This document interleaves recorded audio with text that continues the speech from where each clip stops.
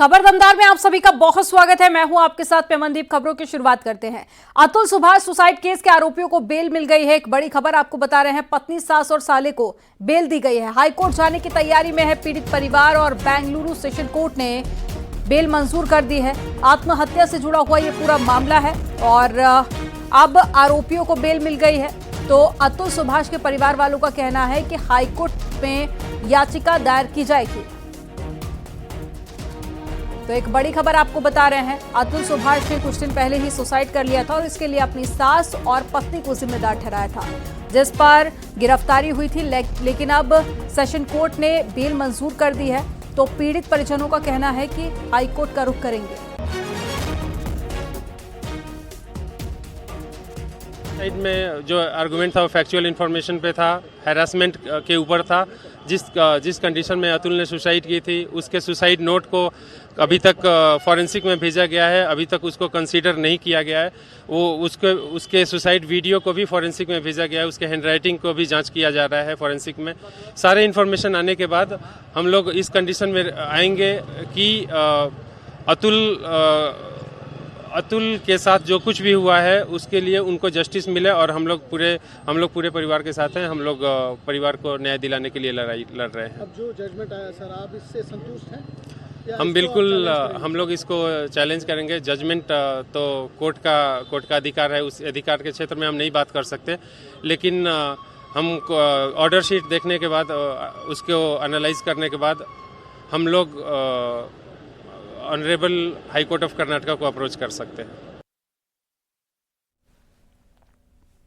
फतेहपुर से खबर है, जहां पर धर्मांतरण का आरोपी मौलाना फिरोज आलम जेल से जमानत पर रिहा हुआ तो उसके समर्थकों ने जश्न मनाया। गाजीपुर कस्बा में कट्टरपंथियों ने आतिशबाजी के साथ में जश्न मनाया।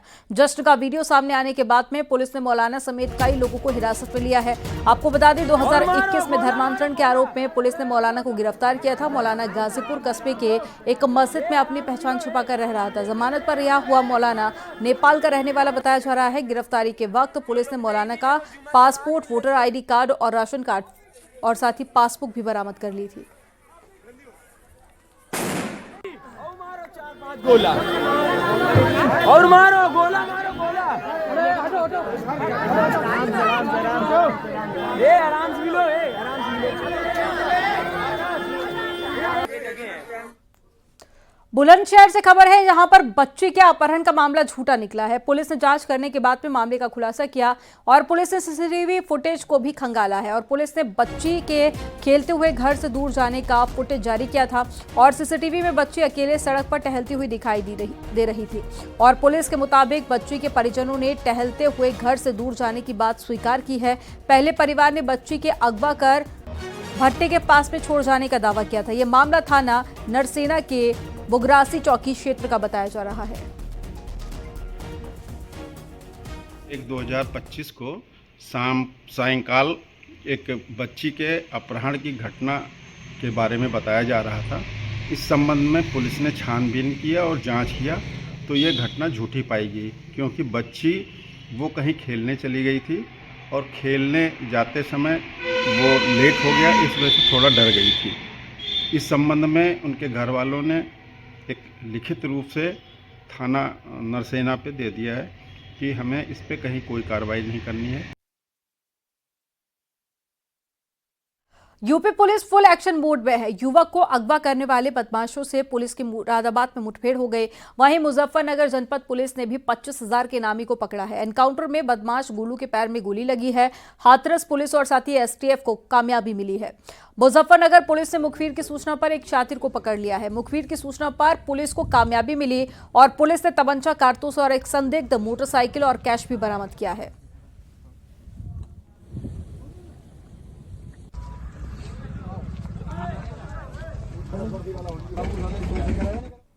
मेरठ में अग्निवीर भर्ती के नाम पर ठगने वालों को गिरफ्तार किया गया। STF और साथ ही आर्मी इंटेलिजेंस ने मिलकर आर्मी भर्ती के नाम पर ठगी करने वाले आरोपी राहुल कुमार को गिरफ्तार किया। मूल रूप से बागपत का रहने वाला राहुल कुमार युवाओं को अग्निवीर बनाने के नाम पर मोटी रकम लेता था। इसके बाद में मोबाइल बंद कर फरार हो जाता था। टीम ने ज्वाइंट ऑपरेशन चलाकर आरोपी को मेरठ कैंट से मिलिट्री अस्पताल के पास से गिरफ्तार किया। आरोपी के पास से फेक आई कार्ड, अग्निवीरों की लिस्ट समेत अन्य फर्जी डॉक्यूमेंट्स को भी बरामद किया गया है, जिनकी जांच की जा रही है। इससे पहले आरोपी सेना भर्ती और सीटेट पेपर लीक मामले में जेल जा चुका है।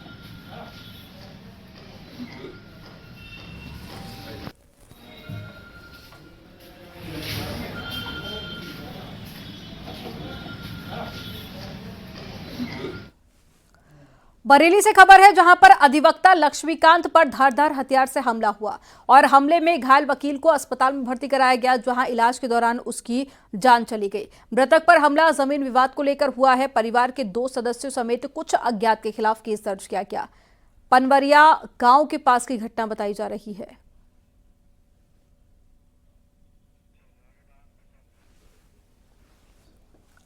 जौनपुर में बिछाई गई गैस पाइपलाइन के लीकेज होने से अचानक से आग लग गई। आग लगने से हड़कंप मच गया। आग का वीडियो भी वायरल हो रहा है। घटना रशीदाबाद मोहल्ले की है। लोगों ने घटना की जानकारी अधिकारियों को दी है।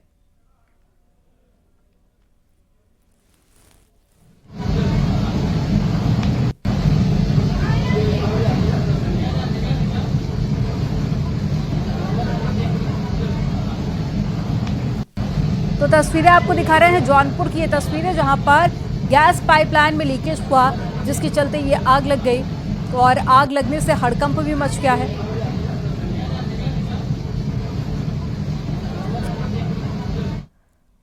और संभल बावड़ी पर सपा सांसद के बोल बिगड़ गए हैं। सपा सांसद वीरेंद्र सिंह ने कहा कि बावड़ी राजा महाराजा के अय्याशी का अड्डा था।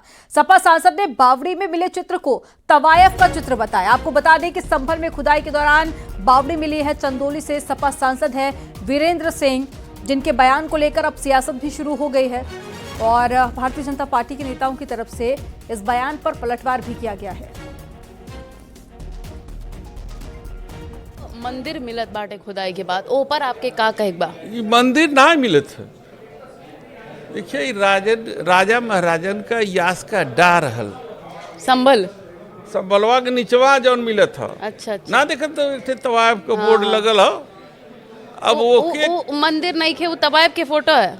अरे वो एकदम काले रंग के पट्टी पर लिखल बा ना बा कि ओमे गणेश जी की मूर्ति अरे निकला। कुछो कहते वो देवी कहते कि तवायफ देवी है, तब हम ओके क्यों का करी। आपने देखा होगा कि उस मॉन्यूमेंट के दरवाजे पर जो नाम खुदा था, उस समय की किसी मशहूर तवायफ के का नाम लिखा था, जिसको चंद्र विजय सिंह जो हमारे सांसद हुआ करते थे, उनके बाप दादाओं ने उसके नाम लिख दिया था कि जब हम शिकार फिकार खेले आई तो रात की एठियाँ हम अपन मजमा जमाई, एठ मरी उमरी होई तो वो अपन। आप ये कहत बाड़े कि वो मंदिर में देवी देवता की मूर्ति नहीं खे, वो तवायफ की मूर्ति बा। मूर्ति कहाँ मिलल है? स्ट्रक्चर जौन बाड़े मिलल बा। जौन स्ट्रक्चर बाड़े वहाँ बावड़ी है। बावड़ी है। बावड़ी का मतलब कि जगह पर पानी इकट्ठा होए के बाद और रहसी अगल बगल स्थान। लेकिन मंदिरों का ये ठो मिलल बाड़े तब मंदिर जौन मिलल बा, तब मंदिर का स्वरूप अलग बा, उनकर कंस्ट्रक्शन अलग बा। वो मंदिर मिलल बा तो मिले के मिलल हो तो ओकर पूजा हो। बावड़ी सब अय्याशी के अड्डा रहल। वो बावड़ी नहीं जौन हई खोदत हुआ ई बावड़ी जितना ई राजा महाराजा का बावड़ी रहा। सपा सांसद वीरेंद्र सिंह के बावड़ी को लेकर दिए गए बयान पर साधु संतों ने प्रतिक्रिया दी। संतों ने कहा है कि उनका बयान अशोभनीय है। भाषा की गरिमा का ध्यान रखें, बिना जाने समझे बयान देना गलत है। प्रथम दृष्टया जो उनका बयान है सुनने में ही, चूंकि जैसा कि आपने बताया अन्य न्यूज़ में भी ऐसा ही चल रहा है, तो कहीं न कहीं ये एक बहुत ही अशोभनीय तो है ही, क्योंकि पहले की जो राजनीति हुआ करती थी एक अदब की राजनीति मानते थे कि कहीं किसी को हमारे एक भी शब्द से कष्ट नहीं पहुंचे और अपनी बात को वो पूरी कह दे। जो एक राजनीति का स्तर होना चाहिए वो तो नीचे पावदान पे है ही। अगर हम अपनी भारतीय संस्कृति की बात करते हैं तो बड़ा कष्ट और अशोभनीय लगता है। को उन्होंने देखा नहीं करीब से और ना ही मैंने देखा उसको। और धर्म एक आस्था का केंद्र है, उनको व्यक्तिगत ऐसा कोई अधिकार नहीं मिला सब सरकार से कि किसी भी धर्म संप्रदाय जात क्षेत्र के बारे में अमर्यादित टिप्पणी करें। माननीय सांसद जी को भाषा की गरिमा का ख्याल रखते हुए धर्म पे ऐसे आघात करने का कोई राइट नहीं बनता है। पहले तो हम सांसद जी से कहेंगे, किसी भी बात को बिना जांचे परखे किसी पर बयान करना गलत है, ये उचित नहीं है। उन्हें ये पता होना चाहिए कि बावड़ी में जाकर देखें पहले चित्र किसके अंकित हैं। जब वहाँ राजा महाराजा होते थे तो जो बावड़ियां बनती थी देव स्नान के लिए, पूजन अर्चन वंदन के लिए, स्नान के लिए, उसमें गंगा में जो देवियां होती हैं देवियों के चित्र अंकित होते थे। तो देवियों के चित्र हैं वो जाकर देखें, ना उन्होंने देखा है ना उन्हें पता है। बीजेपी के सोशल मीडिया प्रभारी अमित मालवीय का सपा पर निशाना, चंदौली से सपा सांसद के बयान पर पलटवार किया। सपा सांसद वीरेंद्र सिंह का शर्मनाक बयान है, बावड़ी को अय्याशी का अड्डा बताने पर वार किया। और बावड़ी के ऊपर बनी मस्जिद पर क्या राय है?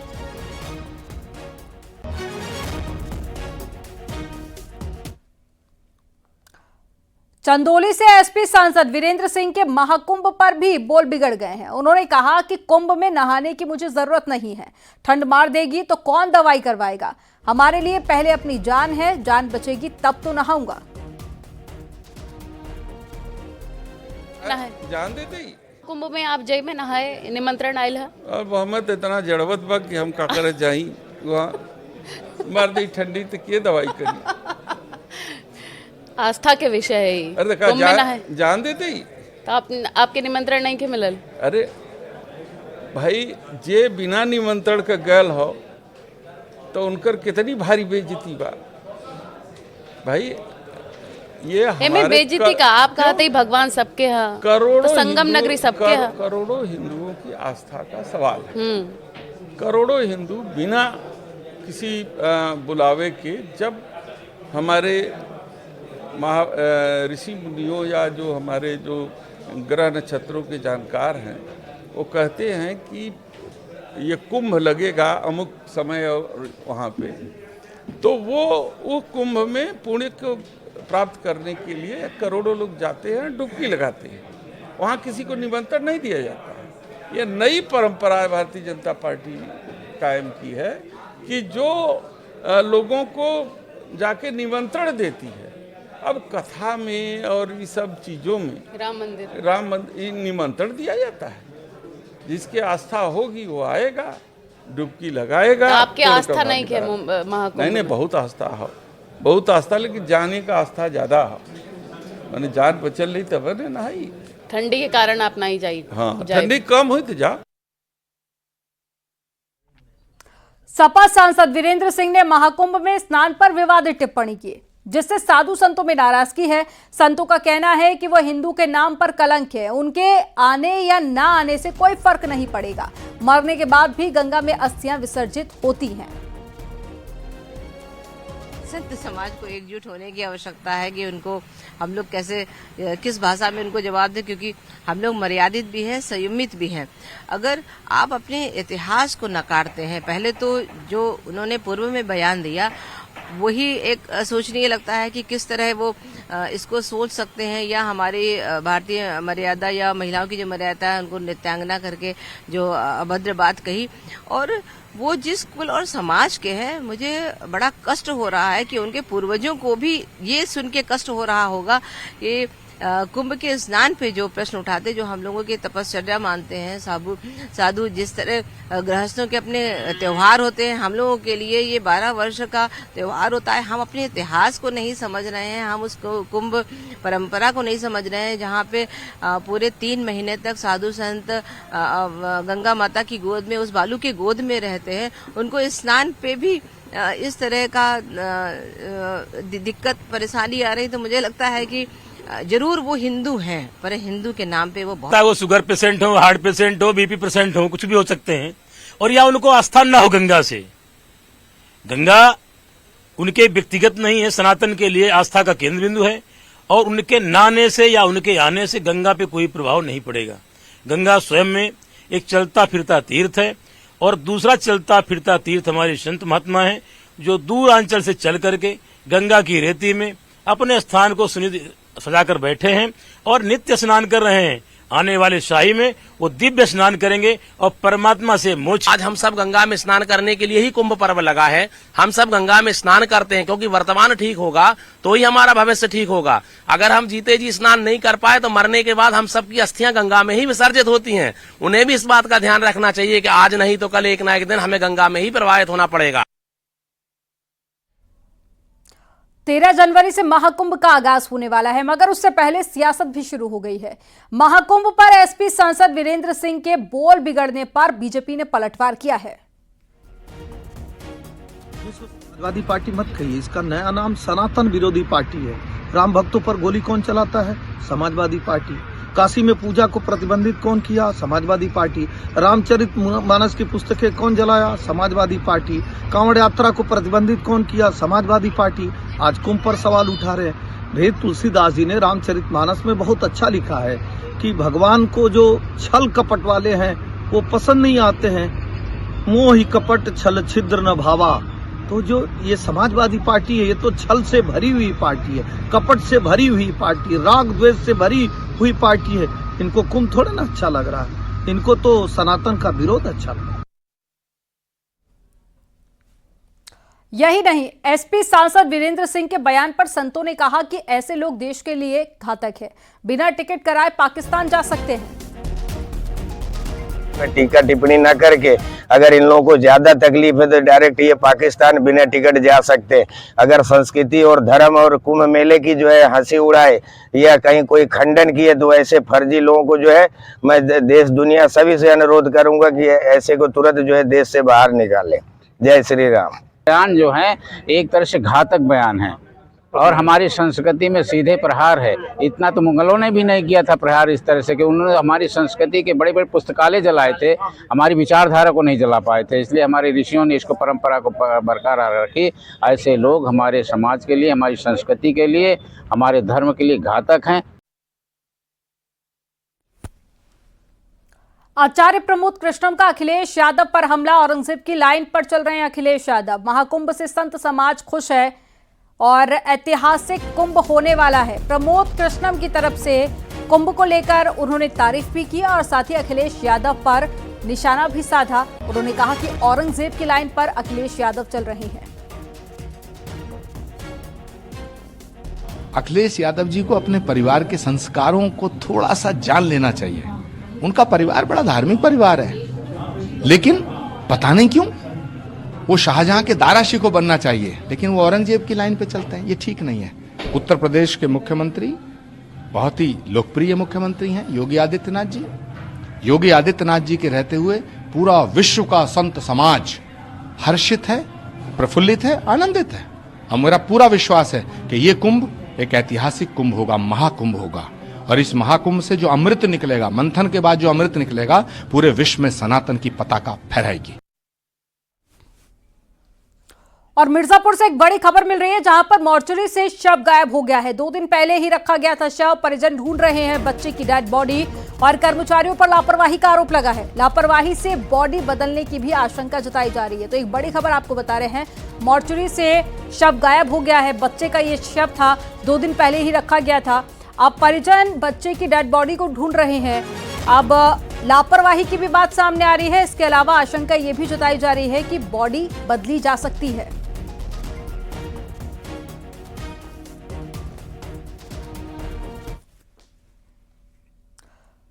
मिर्जापुर से खबर है, जहां पर बैंक के अंदर लगभग 2 लाख रुपए गायब होने का मामला सामने आया। दंपति के फॉर्म भरते समय पैसे गायब हो गए और सीसीटीवी भी सामने आया है। मौके पर पहुंची पुलिस मामले की जांच पड़ताल कर रही है। विंध्याचल थाना क्षेत्र के गैपुरा इलाके की घटना बताई जा रही है।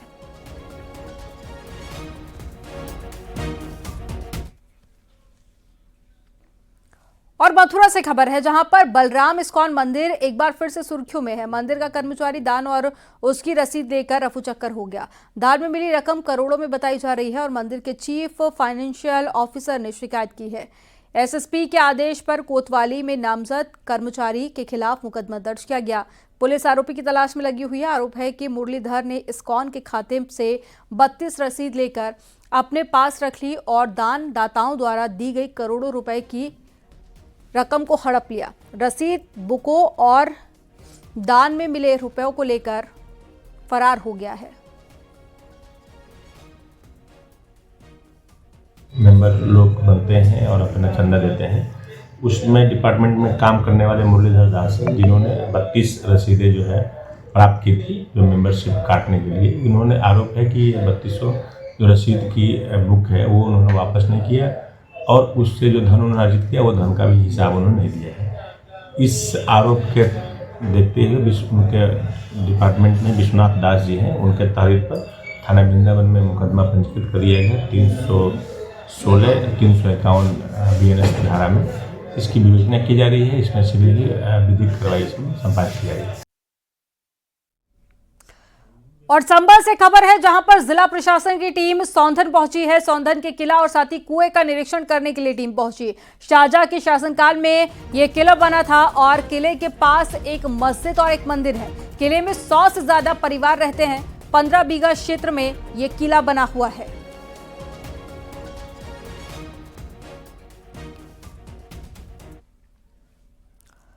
संभल में सत्यव्रत पुलिस चौकी का निर्माण कार्य तेजी के साथ में आगे बढ़ रहा है। दीवारों पर तराई का काम चल रहा है और लेंटर खुलने के बाद में पुलिस चौकी का संचालन भी शुरू होने की उम्मीद है। पुलिस चौकी इलाके में फिलहाल पुलिस की कड़ी सुरक्षा भी इस वक्त देखी जा रही है।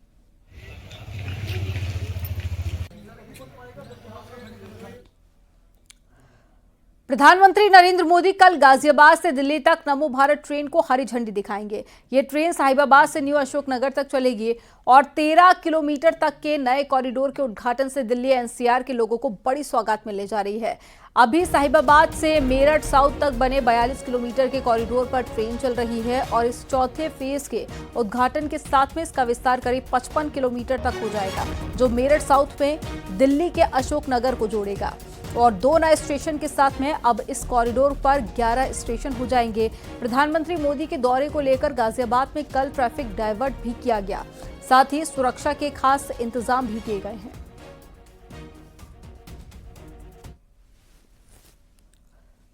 चित्रकूट में तेज रफ्तार ट्रक बेकाबू होकर सड़क किनारे बनी एक झोपड़ी में जा घुसा, जिससे झोपड़ी में सो रहे 3 लोग ट्रक की चपेट में आ गए, जिन्हें इलाज के लिए सामुदायिक स्वास्थ्य केंद्र में भर्ती कराया गया, जहां 2 की हालत गंभीर बनी हुई है। मामला शिवरामपुर चौकी क्षेत्र का बताया जा रहा है, जहां भांगा ITI कॉलेज के पास में ट्रक का कहर देखने को मिला।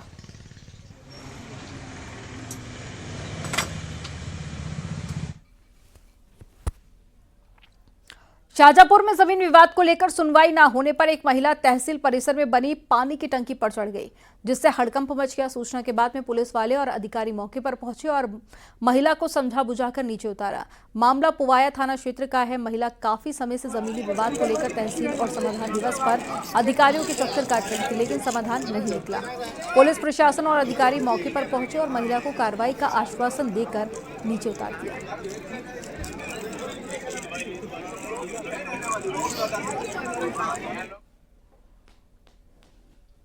प्राप्त हुई थी कि एक महिला जो है कतिपय कारणों से तहसील में टंकी पे चढ़ी हुई थी।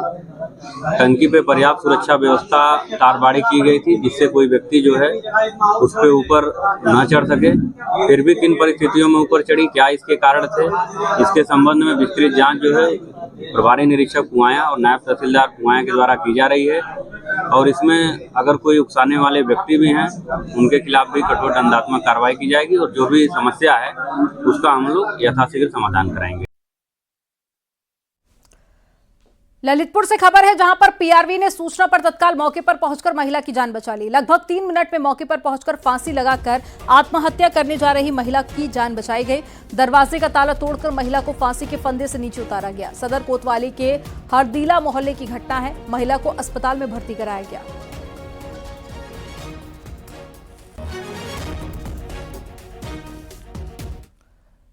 सहारनपुर से खबर है, जहां पर वन विभाग की बिना अनुमति पेड़ काटने और साथ ही कई मामलों में मोहम्मदपुर गांव के प्रधान को निलंबित किया गया है। कारण बताओ नोटिस का संतोषजनक जवाब न देने पर यह कार्रवाई की गई। दरअसल नवादा की भूमि पर 567 पेड़ों के अवैध रूप से काटा गया था, जबकि वन विभाग से कोई अनुमति नहीं ली गई थी। इसके बाद में जिलाधिकारी ने मामले की जांच पड़ताल की बात कही है। प्रधान को प्राथमिक रूप से प्रारंभिक जांच के बाद वित्तीय अधिकार सीज करते हुए उनको निलंबित कर दिया गया है एवं इसकी अंतिम जांच हेतु जिलाधिकारी महोदय ने जिला खाद्य एवं विपणन अधिकारी को जांच अधिकारी बनाया है। तो इसमें जो ग्राम सचिव है उसके ऊपर भी कोई कार्रवाई नहीं? जी, इसमें डीपीआरओ को निर्देशित किया गया है कि ग्राम सचिव जो है तत्कालीन उन पे भी विभागीय कार्रवाई करे। तत्क्रम में डीपीआरओ द्वारा नियमानुसार कार्रवाई की जा रही है। एंटी करप्शन टीम के लेखपाल को झूठे मामले में फंसाने के आरोप में साथी कर्मचारी में नाराजगी है और इसी कड़ी में महोबा के लेखपालों ने एंटी करप्शन टीम के खिलाफ प्रदर्शन किया। तहसील में 5 घंटे तक धरना प्रदर्शन दिया गया और लेखपाल संघ के जिला अध्यक्ष ने एसडीएम को ज्ञापन दिया। लेखपालों की लगातार हो रही गिरफ्तारी से नाराज संघ ने एंटी करप्शन टीम के खिलाफ मोर्चा खोल दिया है। लेखपालों का आरोप है एंटी करप्शन टीम ने साजिश के तहत लेखपालों को फंसाकर गिरफ्तार कर लिया।